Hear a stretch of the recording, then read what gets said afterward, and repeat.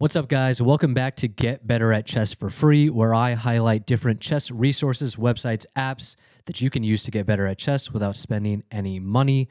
Before I jump into today's video, I want to quickly mention I'm doing a giveaway right now to celebrate hitting 1,000 subs on YouTube.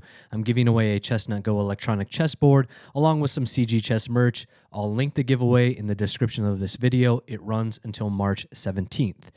Today, for Get Better at Chess for Free, we're going to talk about Chessbook. This is an app/website that a friend of mine recently put me onto that I find really helpful, and it is a repertoire builder. It's not an opening studier. Like if you're trying to learn a new opening, there are better resources for that. Chessable being one of them, YouTube videos being another. What Chessbook does is it helps you build a repertoire for moves that you will actually see in your game.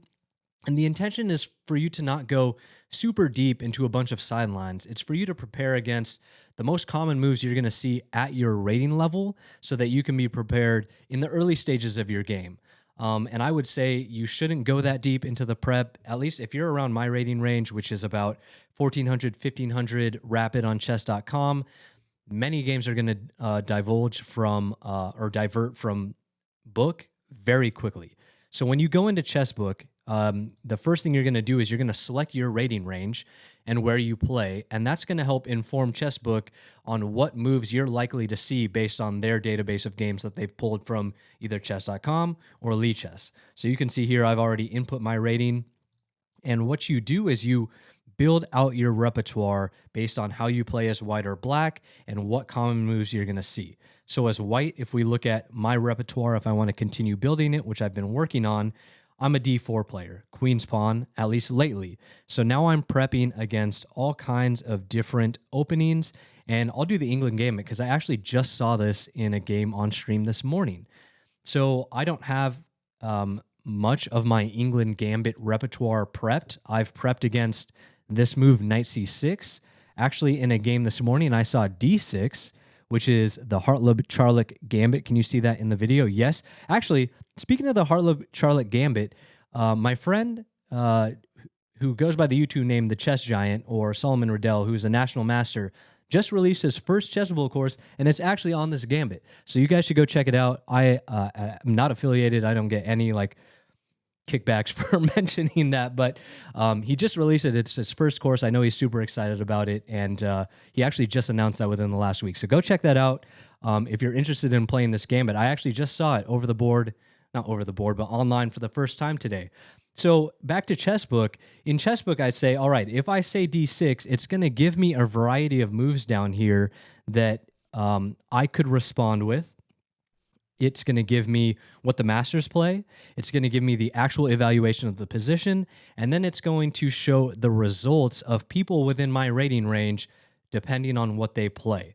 And the other cool thing about Chessbook is it makes a comment here consistent with your repertoire. The reason that's important is as you're building out your repertoire, you want to make your life as easy as possible in the beginnings of games. You don't want to do a whole lot of thinking.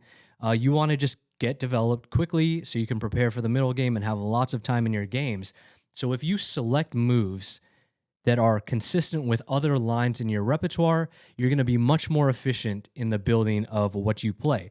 So when we say knight f3 is consistent with my repertoire, that just means I play that move in response to other maybe similar lines. And if I select that one, then I don't have to think as much when I face this gambit. When I play it, I can just feel more natural when I develop my knight to f3. And so on and so forth. So now that I've done that, I can choose which move should I prepare for. The most common, according to Chessbook, is knight c6, but you can prepare for a number of other moves: bishop g4, d takes e5, f6, bishop e6. And you're building out your preparation for these different moves. Like I said in the beginning, this is not a way to learn openings, in my opinion, because you're not getting very detailed reasonings behind these things. And that's why I also said you shouldn't be prepping out more than 5-6 moves using this if you're at or around my rating range, because you're going to divert from book quickly anyways. So don't overexert the time you spend studying deep random lines in an opening for the chances you might see it 1 out of every 100 games, for example. So that's an example of how I build my white repertoire. As black, I think it maybe makes more sense because black, you're always responding. So against e4, I'm actually choosing to learn the Sicilian right now. And against d4, I've been playing the Slav. So again, when I do the Slav, now I can look at different responses from white, how I'm going to respond. And this acts similar to Chessable in the sense that using timed repetition or spaced repetition, you can practice the moves and continue to refine your memory of them. Because essentially what you're doing is you're memorizing moves.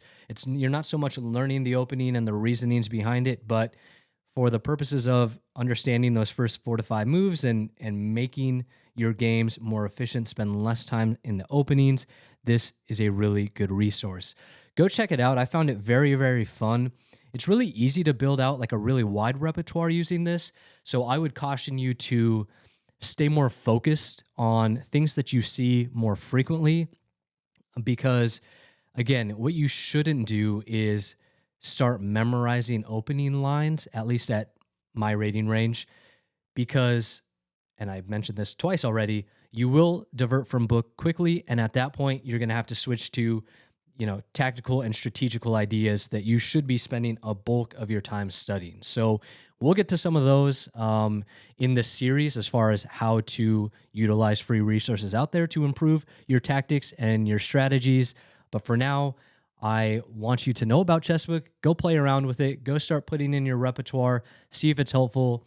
Thank you to Matt. My friend Matt is the reason I know about this. I'm trying to think. I don't think I have anything else. If this video was helpful, or if you're new to this series, give me a like, give me a subscribe. We welcome you into the community. I want my channel to be about helping other chess players that are at or around my chess rating.